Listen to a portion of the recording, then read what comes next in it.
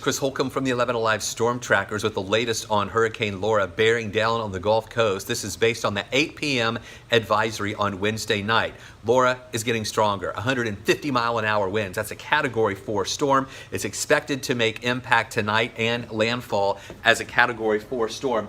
After midnight to around 2 in the morning here, right there on the Texas and Louisiana line, and then becoming a tropical storm during the day on Thursday, still moving through parts of Arkansas, and then a depression here through areas of Kentucky. But here we are down here in Atlanta on Saturday with the center of that storm early on Saturday to our north. That is going to enhance our rain chances here and maybe even give us some breezes as the system moves quickly up toward the north and in the east. We're talking about winds Saturday, maybe 10 to 20 miles an hour. You can see the hurricane warnings in effect there along the Gulf Coast region. Also storm surge warnings in effect, major storm surge issues there with maybe some storm surges up to 9 to 15, maybe even some spots up to 20 feet. So here's what we're watching with the track of the storm. It moves inland and then moves up to the north. Tomorrow, we're only going to see a low risk for some showers here. And then the system quickly moves up to the north and to the east. And by Saturday, that's the day when we have the highest rain chances. And then it moves out on Sunday with the rain chances going down a little bit more. We're also going to be watching that wind field very closely as well.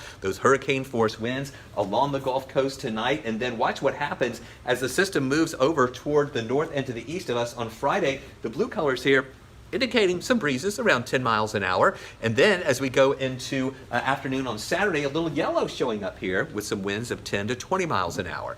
Watch 11 Alive for more updates. We'll keep you posted on any changes in the intensity or track of the system and the remnants after it moves inland.